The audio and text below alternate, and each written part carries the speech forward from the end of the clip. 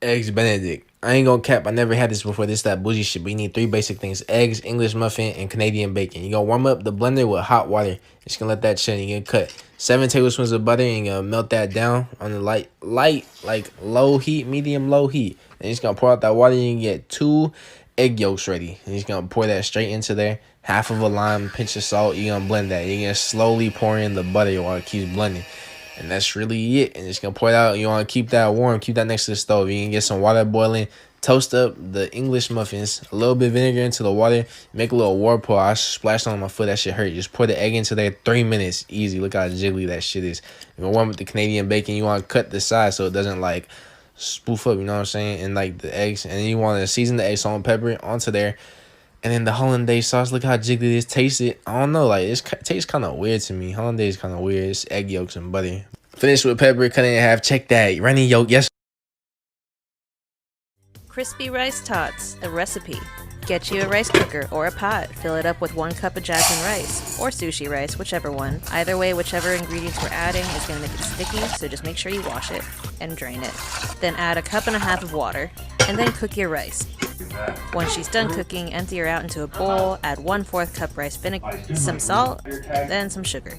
After that, you're going to go ahead and fold the rice. Don't mix it too hard, just fold it so it stays sticky. What does that mean? You just fold it in. Okay, Next, get out your sushi mold, whether it's this cute one you got from the flea market or Amazon, or if it's an ice cube tray, that's cool too, or you can use your hands. Just make sure you pack it in really nice and tight, seal it so that they don't fall apart when you're frying. Now carefully take the babies out, heat some vegetable oil at medium. You'll know it's ready when you throw in a grain of rice, and it does that. Preferably using chopsticks, drop the rice babies in the oil and cook for about 2 to 4 minutes on each side. Make sure they dry on a paper towel, and like this video for part 2. Crispy rice topping, some avocado, half a lemon, some soy sauce, crushed red pepper flake, then chop and mash your avocados, like this. Now while we mash avocado, y'all ain't ready to hear this sound. Like literally it's so hard to find a 1-minute long sound on TikTok, but here we are. And squeeze your half lemon. Don't be shy, squeeze some more. Add your soy sauce in the cute little hole you made, some crushed red pepper flakes. Then you're gonna want to mix them all together. And maybe add some more red pepper flakes, and we done. So spicy tuna. Sesame oil, sriracha, mayo, and tuna. If you have ahi tuna, great, but it's a pandemic, so we're using canned today. We use about maybe like 3 rings sriracha, maybe 5, a dash of sesame oil. For the mayo, add about half a cup, give or take. For this video, I add a little more mayo, so it's gonna be a little creamy like this. Now it's time to top the tots. Go ahead and put them on, make them all cute or make them all ugly, whatever. Feel free to add some green onion and enjoy. Is you off a pill? Okay. Let's make a deal, Rumpelstiltskin. She wanna see my purple pickle up in the Alright, I'm gonna teach you how to make cookie in a mug. Get a mug, and no, it doesn't have to be a watermelon mug. Next, get 1 tablespoon of butter. Then make it go melty in the microwave. 1 tablespoon of brown sugar, 1 of white, touch of vanilla essence. Then add 1 egg white, no yolk. Don't mess up like me. Then add a generous amount of chocolate chips. I had none, so I just used some chocolate from Easter. Then give it all a good mix. Then add 4 tablespoons of plain regular flour. Then give it all a thorough mix with a fork ideally. Then put it back in the microwave for 40 to 60 seconds depending on how much you want it cooked. There you are, you got cookie in a mug for your isolation depression, like if you want to see more recipes. Here it is, the best pork belly with crackling.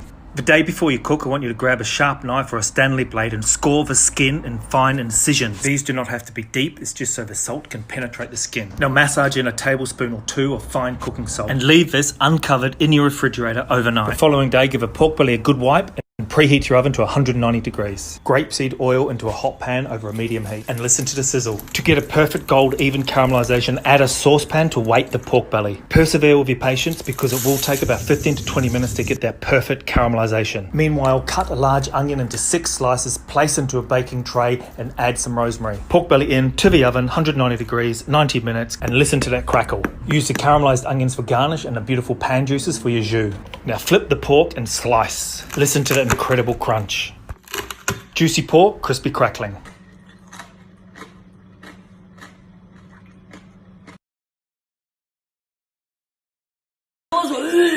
We're gonna make them. 9x9 baking pan. Spray oil. Half a cup of potato starch. Half a cup of powdered sugar. Oh, baby. Whiskey business. Dust every corner, brother. Stand mix bowl. Half a cup of water. Gelatin. 3 envelopes. Sprinkle that on top. Give a little whiskey business. Put this to the side. Medium pot. 1.5 cups sugar. 1 1/4 cup light corn syrup. And half a cup of water.